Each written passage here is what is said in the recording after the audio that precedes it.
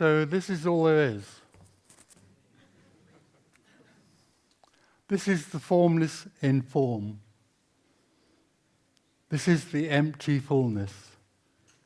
It's the boundless energy, which is nothing being everything, simultaneously. This is all there is. And it's completely free. That boundless energy is totally free. It has no authority. There is no authority over it. It is without authority. It is without purpose. It is without meaning.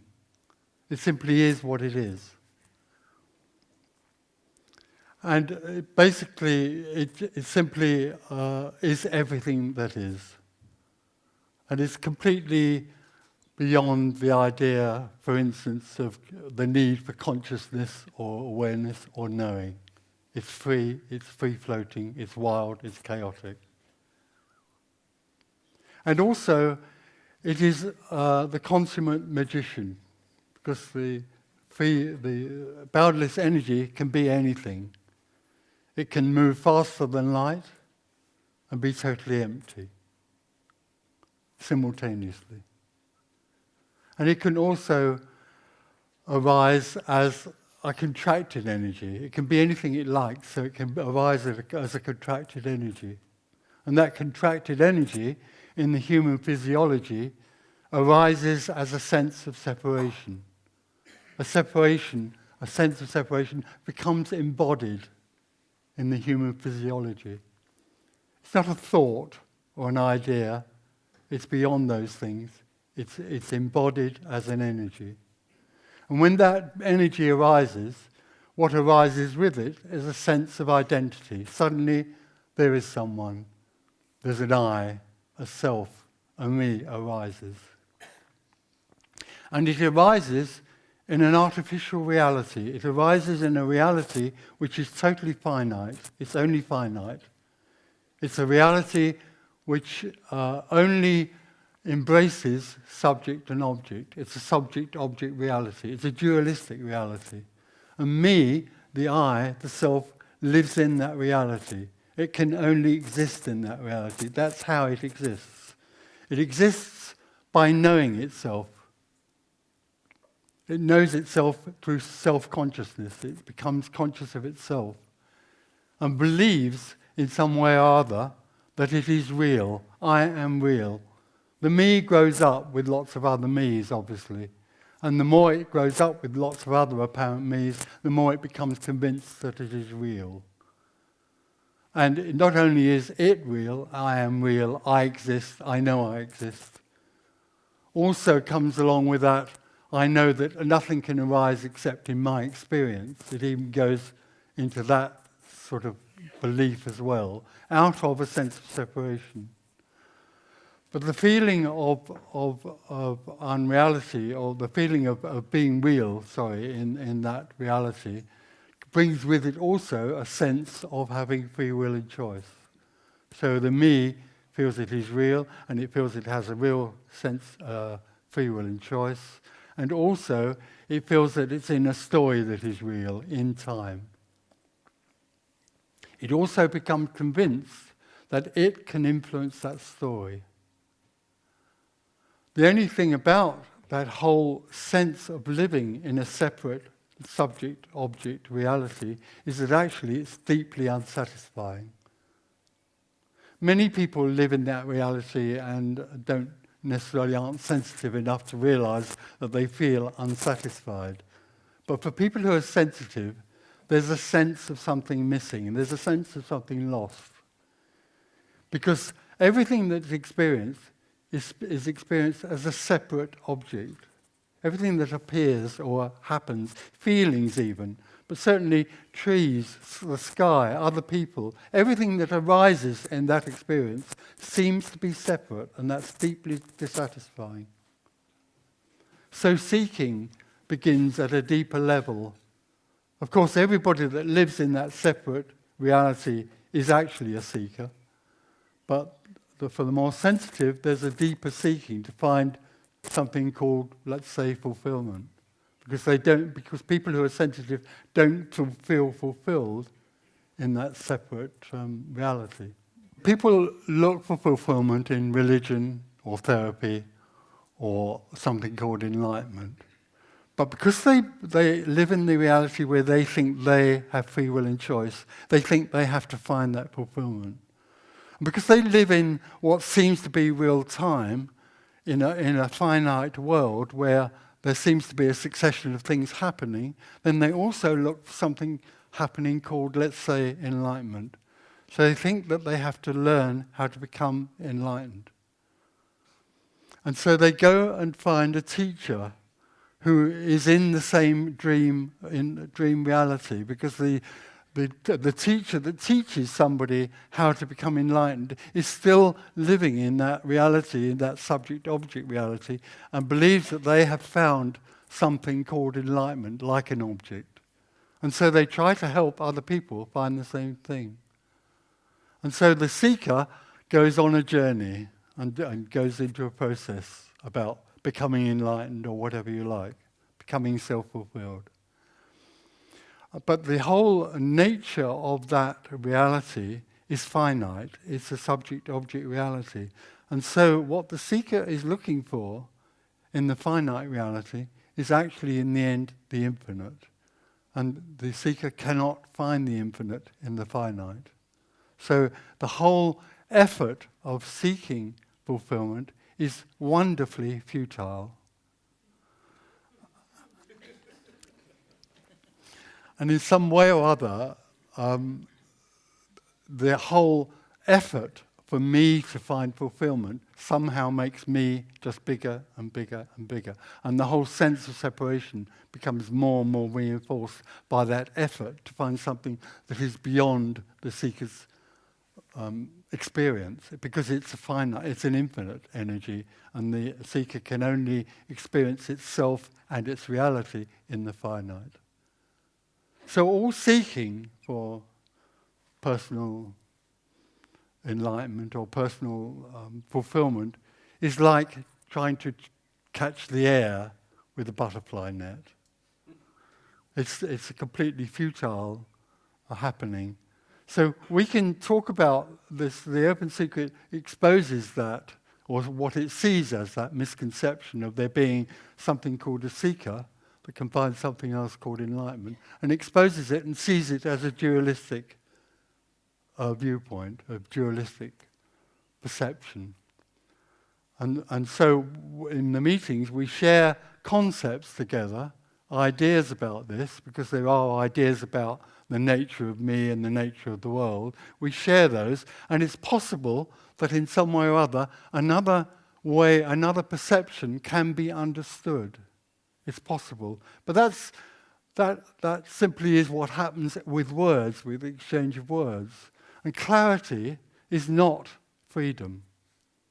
Freedom is the sudden dissipation, the sudden vanishing of that energy which feels as though it's real, and it feels as though it's living in its own reality, and it feels as though it can find something. Seeking liberation, freedom, is the end of the energy of seeking. It suddenly can vanish. It can suddenly be there no more.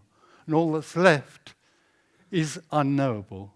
What's left when the seeker collapses or vanishes is completely unknowable. It can't be described.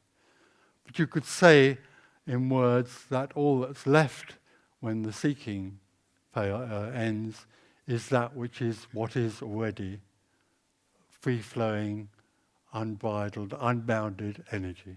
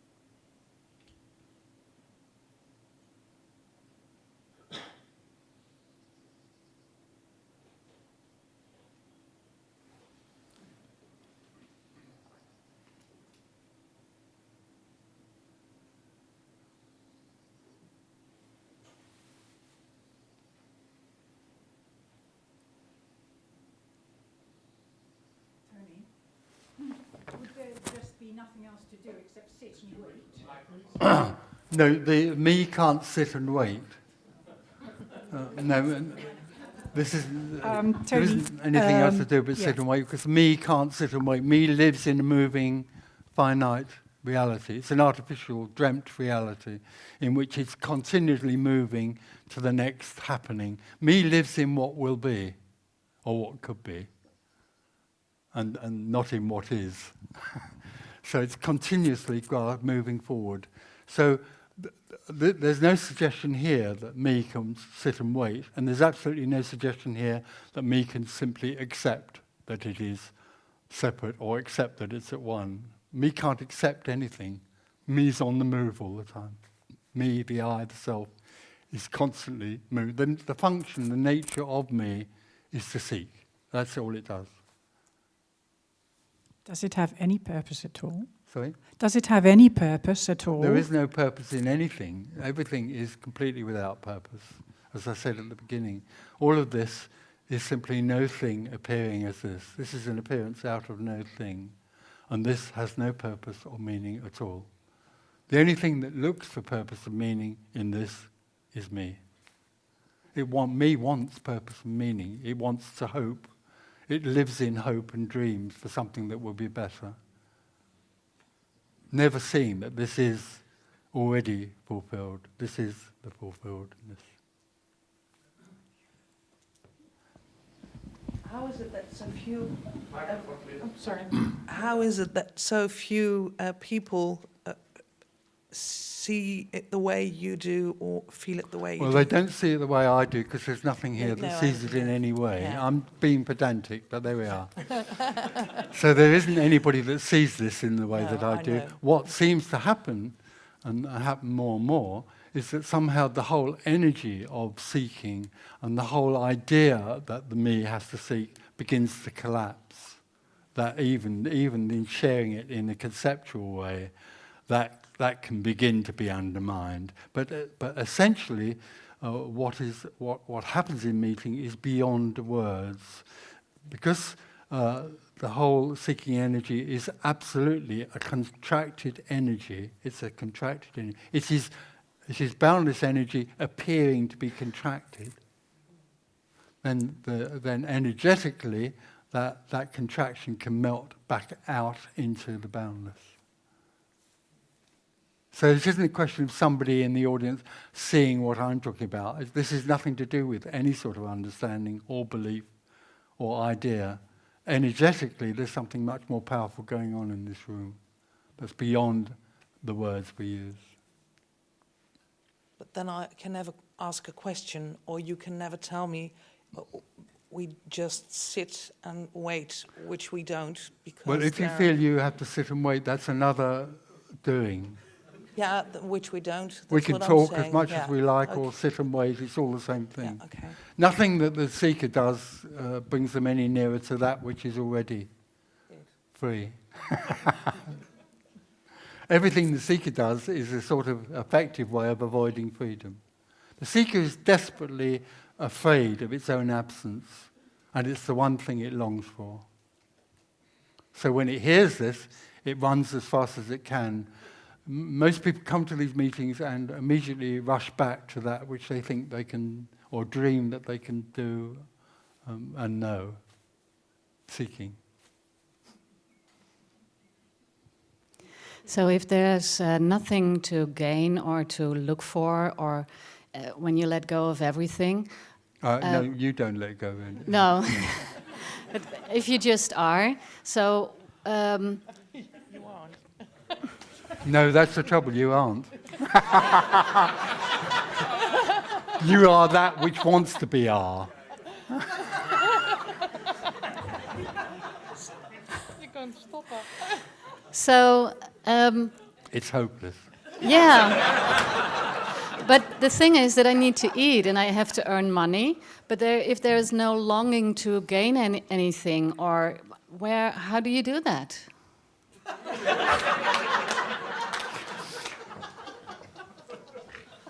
The biggest thing with this, with what's going on here, is that basically people want to be guided or taught how to find something for themselves. Spiritual seeking is just another form of materialism. Spiritual seeking is only grasping something for the me.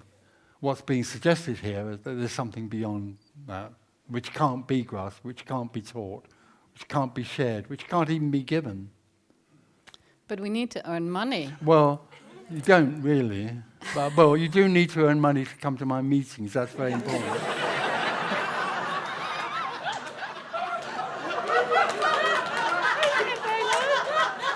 Ik ga geen antwoord krijgen. I have to say to all of that all there is what happens. There is no one that can choose to earn money. Nobody's ever chosen to earn money because the whole idea that there is someone with free will and choice is an illusion. Earning money happens or it doesn't. If it doesn't happen, you just don't come to my meetings. I don't want the rabble coming to my meetings who haven't got any money. Oh, no, I'm So this is interesting because there is this, what you are talking about, and at the same time, we need to live. We have a life to live. Well, you think you and need to live. yeah, I have to go home, or I want to go home, or I'm going home, and there's a way I need to go home. Okay, so is it possible there that is you stuff won't to be do. going home? Is it possible there's no one sitting there? Is it possible that actually that will get up and walk out of here and get in a car and go home, and there won't be anybody doing it? It'll just be what's happening. Mm-hmm. That's what's happening in this room right now. There isn't anybody in here. There's nobody sitting here, fidgeting or sitting here and thinking what a load of crap this is. All there is in this room is what's happening. So There's just what's happening, sitting on a seat, hearing noises, feeling warm. Nobody's doing it. and at the same time, Het is echt leuk.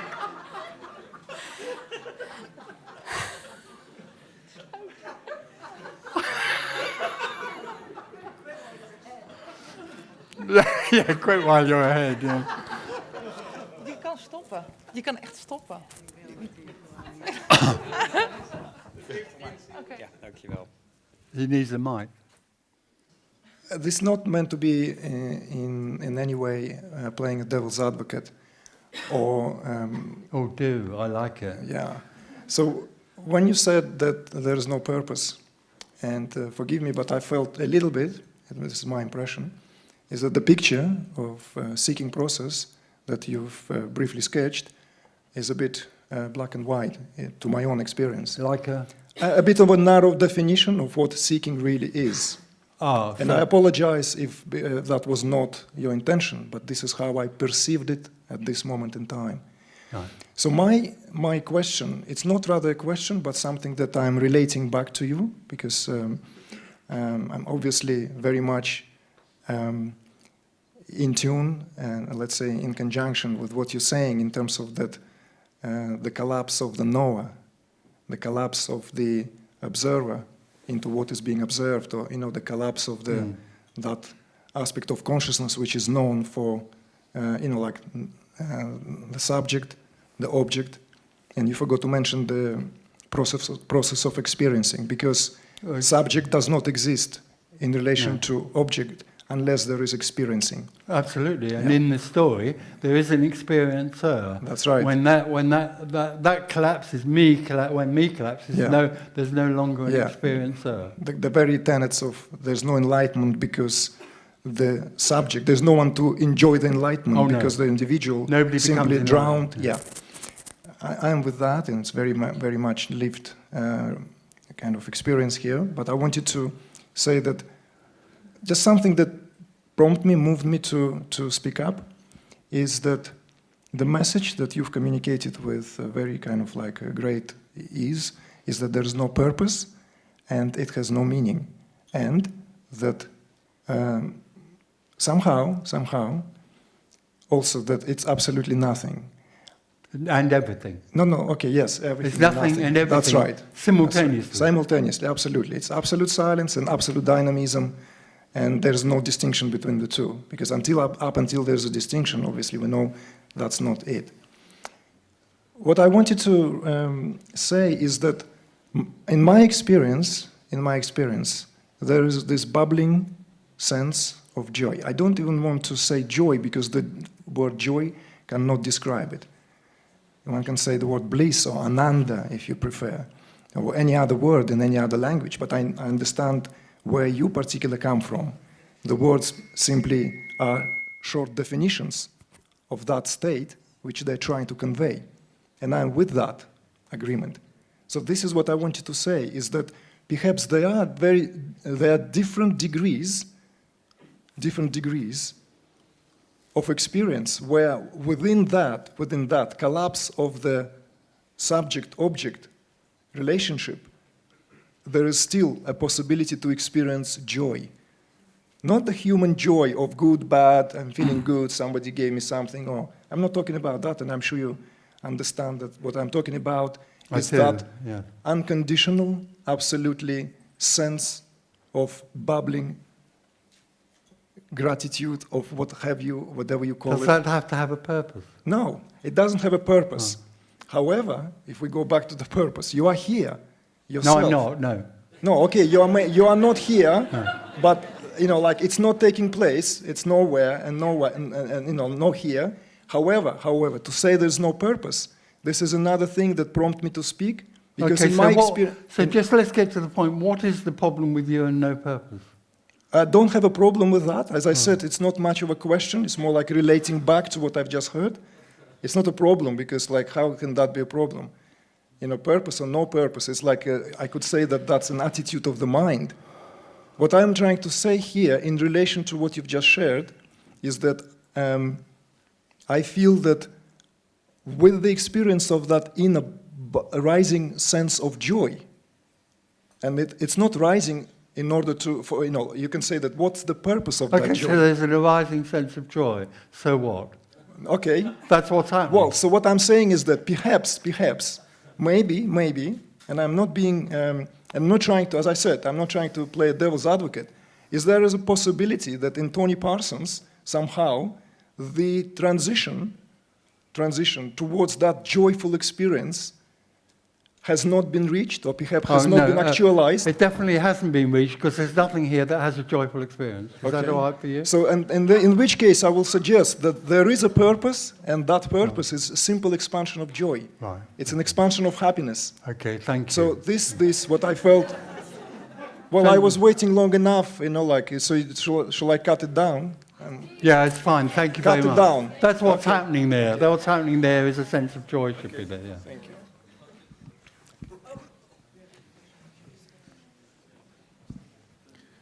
In your introduction, you were referring to, you made a distinction which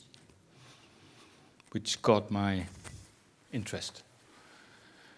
And that is, you're talking about freedom.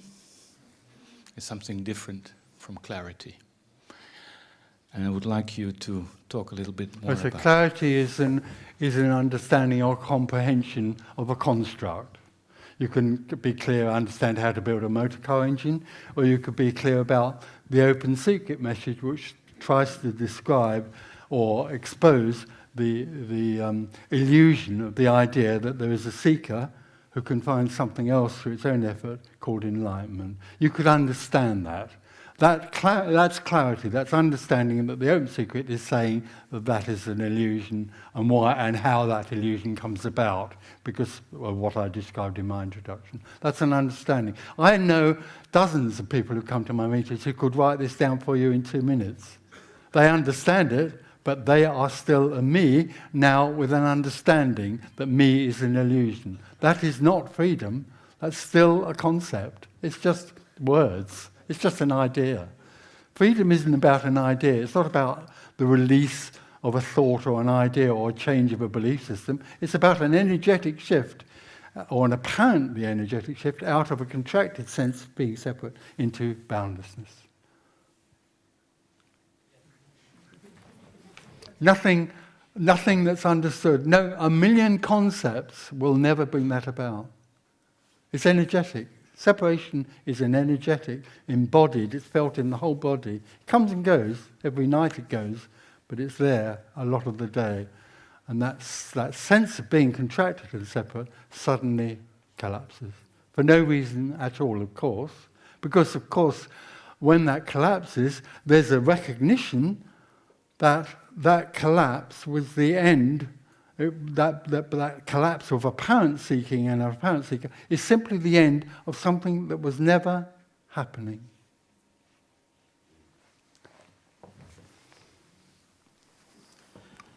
Can the not you describe how it was that you became the not you? I mean, the former you that was I didn't contracted. become anything. There was somebody called Tony Parsons who was a crap seeker, and always felt when he was involved in self-inquiry, meditation, all those things, always felt somewhere that was missing the point. There was always a sense somewhere that what was really longed for was absolutely beyond Tony Parsons. It was about the death, the end. And this is about the death, the end of that energy of being me, being I, doing this, doing that. It's about the complete collapse of that. So Tony Parsons went along and did these things half-heartedly and didn't really believe in them. And then suddenly one day, there was no Tony Parsons. There was only what is. So nothing, Very simple, nothing and it was special very happened on that ordinary. day? It wasn't blissful. It was very simple, very ordinary, but very free. Everything was free.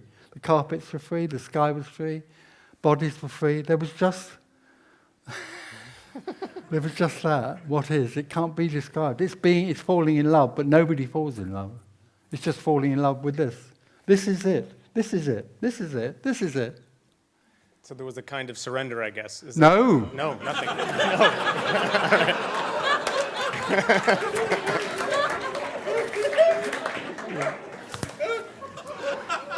There always has to be something. Me always has. Oh, it's surrender.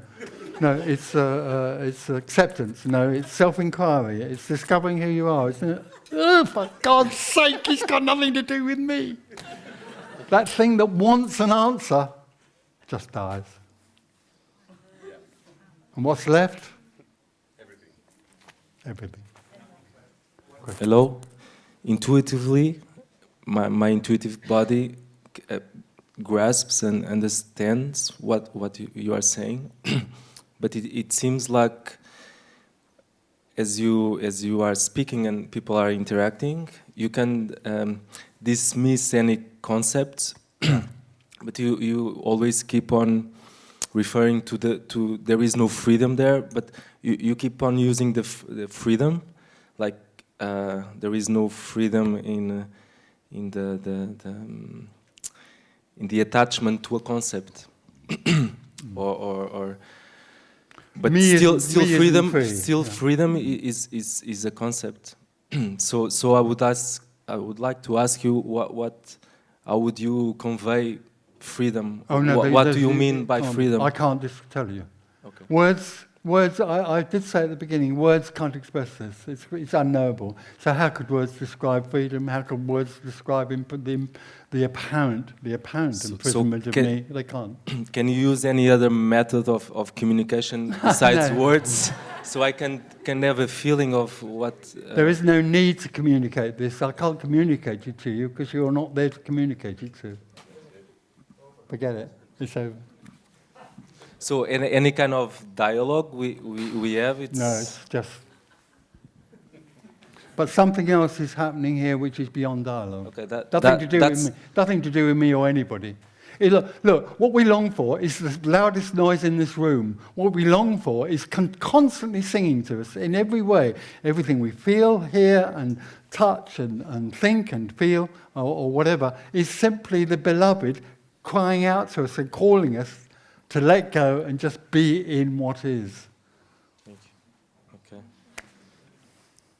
I think I'm going to come to an end. So I was going to say, I'm in Amsterdam next week doing well, I'm apparently in, I won't be actually.